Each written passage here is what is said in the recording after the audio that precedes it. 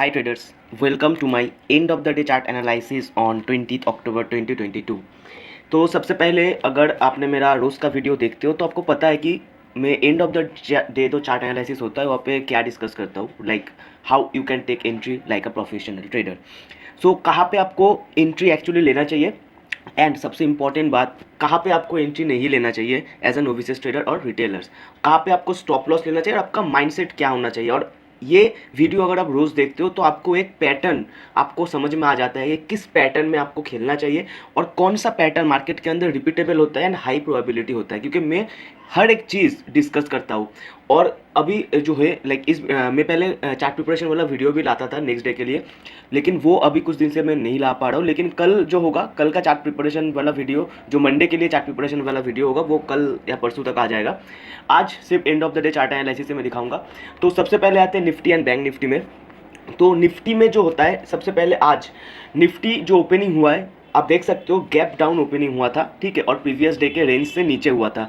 Nifty भी and bank Nifty भी दोनों ही जो ओपनिंग हुआ था वो गैप डाउन हुआ था ओपनिंग एंड प्रीवियस डे का जो रेंज है उस डे के रेंज से नीचे हुआ था। तो सबसे पहले पहला कैंडल जो निफ्टी में था वो था ग्रीन कैंडल, आप देख सकते हो। लेकिन यहाँ पे लॉन्ग एंट्री आप नहीं लोगे, क्योंकि एज यू कैन सी ये जो है ये आपका रेजिस्टेंस काम करेगा, क्योंकि ये एज अ लाइक सपोर्ट में ही ओपन हुआ था ये, ठीक है, लेकिन इसके नीचे यहाँ पे ओपन हुआ था तो ये एज अ रेजिस्टेंस काम कर सकता है। तो यहाँ पे कोई एंट्री नहीं होगा, क्योंकि सामने भी आपका जो ये प्रीवियस डे लो है वो एज अ रेजिस्टेंस काम करेगा निफ्टी में। और दूसरा जो चीज़ है एंट्री ना लेने का रीज़न वो होगा आपका बैंक निफ्टी में। जैसे कि मैं रोज़ बोलता हूँ कि जब भी आप ट्रेड करने बैठोगे ना, निफ्टी एंड बैंक निफ्टी दोनों का जो होता है, दोनों का चार्ट एक साथ आप देखोगे तो आपको बहुत कुछ देखने को मिलेगा। आप बहुत सारा गलती आपका सुधर सकते हो इस एक छोटा चीज़ से, ठीक है। आप निफ्टी में सिर्फ ट्रेड करते हो डजेंट मैटर, आप सिर्फ बैंक निफ्टी में ट्रेड करते हो डजेंट मैटर, अगर आप दोनों में ट्रेड करते हो वो भी कोई बात नहीं, लेकिन आप दोनों का चार्ट हमेशा साथ में लेके चलो।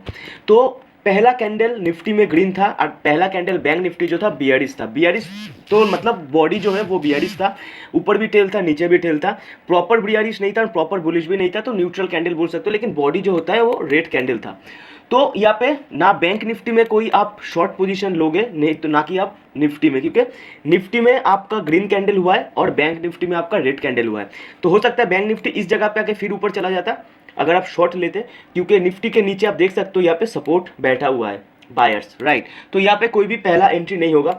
उसके बाद आप देख सकते हो निफ्टी जो है, निफ्टी काफ़ी देर के लिए लाइक बहुत टाइम के लिए ये कंसोलिडेशन मोड पे चला गया था, लेकिन बैंक निफ्टी जो है, बैंक निफ्टी नीचे आ रहा था। तो यहाँ पे बहुत, और सबसे पहला बात मूविंग एवरेज भी दूर था निफ्टी में और बैंक निफ्टी में भी। तो बहुत ट्रेडर्स क्या करते हैं ना, बहुत ट्रेडर्स जो होता है वो क्या करता है, यहाँ पे शॉर्ट एंट्री ले लेता है, ठीक है। तो यहाँ पे आज के लिए वो लोग हो सकता है कि प्रॉफिटेबल हो जाए, लेकिन एक्चुअल में हमेशा बोलता हूँ ट्रेड हमेशा आपको ठीक करना चाहिए। आप प्रॉफिट अगर होते हो, आपका प्रॉफिटेबल अगर आप होते हो, लेकिन गलत तरीके से अगर आप प्रॉफिटेबल हो तो वो प्रॉफिट का मतलब प्रॉफिट नहीं होता है, वो लॉस ही होता है। लेकिन अगर आप लॉस भी होते हो लेकिन सही तरीके से लॉस खाते हो तो उस लॉस का मतलब लॉस नहीं है, ठीक है। तो हमेशा trade in a right way. तो यहाँ पे बहुत ट्रेडर्स जो होता है नोविसेस रिटेलर्स यहाँ पे शॉर्ट एंट्री ले लेते हैं, उसको पता नहीं था। देखो ये जो गैप बॉर्डर एंड पिवट का सपोर्ट था, तो आज यहाँ पे लाइक नीचे आया बैंक निफ्टी, उसके बाद थोड़ा सा ऊपर गया, फिर इधर नीचे आया। तो निफ्टी क्या हुआ, Nifty at the same time में आप देख सकते हो बैंक निफ्टी जिस टाइम में बियरिश था, सेम टाइम में निफ्टी जो था बुलिश था, राइट। तो एंट्री कहाँ पे लिया जाए, बैंक निफ्टी में ना ही आप शॉर्ट जाओगे, निफ्टी में ना ही आप बुलिश जाओगे यहाँ पे, क्योंकि दोनों ही जो है एक सही डायरेक्शनल बायस नहीं दे रहा था, ठीक है। तो सबसे पहले आते हैं अभी एंट्री के ऊपर। देखो निफ्टी में क्या हुआ, निफ्टी में ये जो कंसोलिडेशन मोड था, कंसोलिडेशन मोड कुछ समय के लिए हुआ, उसके बाद ये ब्रेकआउट हुआ, ये प्रॉपर ब्रेकआउट था। इस टेल को जब इसने पार किया तब हुआ ये प्रॉपर ब्रेकआउट। लेकिन इस ब्रेकआउट कैंडल पे भी आप लॉन्ग एंट्री नहीं लोगे। क्यों नहीं लोगे, ऊपर मूविंग एवरेज है फर्स्ट, सेकंड जो है ऊपर ये आपका प्रीवियस डे लो भी है। तो आप एंट्री कहाँ पे लोगे, आप वेट करोगे कि ये प्रीवियस डे लो जो है, ये प्रीवियस डे लो जब तक ना ये ब्रेकआउट होगा, ब्रेक होगा, तब तक आप लॉन्ग पोजीशन नहीं लोगे। एंड सेकेंड चीज़ आपको ये भी देखना है कि सेम टाइम में बैंक निफ्टी का पोजीशन क्या है, राइट। तो आज बैंक निफ्टी में उतना दिलचस्पी मेरा नहीं था, क्योंकि बैंक निफ्टी का जो है, निफ्टी मुझे थोड़ा सा एंट्री का जो एंट्री के लिए लायक था आज निफ्टी, लेकिन बैंक निफ्टी आज उतना नहीं था, क्योंकि आप देख सकते हो थोड़ा सा नीचे आने के बाद इस जगह पे थोड़ा कंसोलिडेशन हुआ और बैंक निफ्टी आज पूरा दिन ही like medium to like afternoon, late afternoon भी बैंक निफ्टी जो था वो आपका आज कंसोलिडेशन मोड पे था। तो और नीचे भी आप देख सकते हो यहाँ पे वाइड वर्जिन सीपीआर जो कि बहुत स्ट्रांग होता है। तो बैंक निफ्टी में आज एंट्री लायक बैंक निफ्टी में कुछ था नहीं, तो मेरा फोकस जो था आज निफ्टी में ही था। तो निफ्टी में आपको कहाँ पे एंट्री लेना है? निफ्टी का आपका पहला कंफर्मेशन कैंडल लॉन्ग पोजीशन का वो होगा ये ग्रीन कैंडल। इस ग्रीन कैंडल ने इस प्रीवियस डे लो को ब्रेक किया एंड ये जो मूविंग एवरेज है उसको भी ब्रेक किया। ये होगा आपका कंफर्मेशन कैंडल। आपका स्टॉप लॉस क्या होगा? देखो ऑप्शन में शुरू नहीं कर पा, ऑप्शन में बहुत जल्दी शुरू करूंगा, ठीक है। आज एक्सपायरी है, तो एक्सपायरी में ऑप्शन सेलिंग में बेसिकली मैं जनरली ऑप्शन सेलिंग ही करता हूँ, जनरली नहीं बोलूँगा, ऑप्शन सेलिंग ही करता हूँ, बाइंग में करता ही नहीं हूँ कभी भी, ठीक है। सेलर का बहुत एडवांटेज होता है और बेसिकली लाइक स्पेशली जो ये थर्सडे वाला दिन होता है ना वीकली एक्सपायरी, इस एक्सपायरी में कुछ ऐसा एडवांटेज होता है सेलर को, अगर आपका डायरेक्शनल बायस सही होता है तो थीटा एडवांटेज होता है जो टाइम डिके बोलते हैं उसको, ठीक है। जितना टाइम जाएगा जो वैल्यूएशन होता है वो कंप्लीटली जीरो हो जाता है। तो ये आपको अभी अगर आप एकदम बिगिनर हो, नोविस लाइक एकदम आप बिगिनर हो, एकदम बेसिक लेवल पे हो तो आपको समझ में नहीं आएगा, लेकिन अगर आप एडवांस और इंटरमीडिएट लेवल को तो आपको समझ में आ जाएगा। तो सबसे पहले आज जो है, आज ऑप्शन सेलिंग का, ऑप्शन सेलर के लिए बहुत ही बेहतरीन दिन होता है एक्सपायरी डेट। तो ये जो जगह है ये आपका कंफर्मेशन कैंडल है, इस जगह पे आप एंट्री ले सकते हो। मैं यहाँ पे एंट्री लिया था। आपका जो एक्चुअल स्टॉप लॉस होगा, एक्चुअल स्टॉप लॉस आपका यहाँ पे होगा। अब आप बोलोगे कि इतना बड़ा स्टॉप लॉस आप क्यों लोगे? क्योंकि आपका जो टारगेट पॉइंट होगा सीपीआर होगा वो भी 1:2 ही हो जाता है लगभग, लेकिन फिर भी आपका स्टॉप लॉस बड़ा हो रहा है।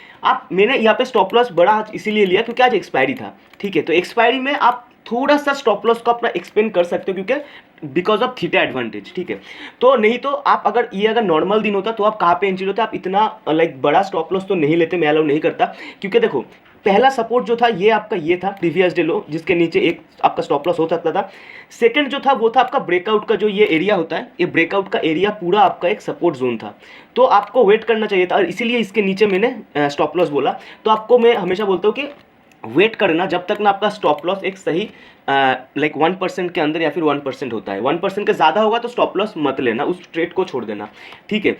तो सबसे पहले ये आपका कंफर्मेशन कैंडल था, लेकिन आज मैंने यहाँ पे एंट्री ले लिया था। मेरा स्टॉप लॉस आज मैं यहाँ पे रखा था, तो आप भी कर सकते हो अगर आप ऑप्शन ट्रेडर हो, ऑप्शन सेलर हो, ठीक है। और अगर आप ये अगर नॉर्मल डे पे होता, आज एक्सपायरी नहीं होता, तो मैं कहाँ पे एंट्री लेता? तो मैं यहाँ पे एंट्री नहीं लेता, ये कंफर्मेशन कैंडल था, मैं वेट करता सही डायरेक्शन पे, सही प्राइस में आने के लिए। मैं लगभग इस जगह पे एंट्री लेता या फिर इस ग्रीन कैंडल पे मैं एंट्री लेता, और मेरा स्टॉप लॉस सेम जगह पे यहीं पे होता, इतना सा स्टॉप लॉस होता, और मेरा टेक प्रॉफिट जो होता ये बैक टू सीपीआर होता।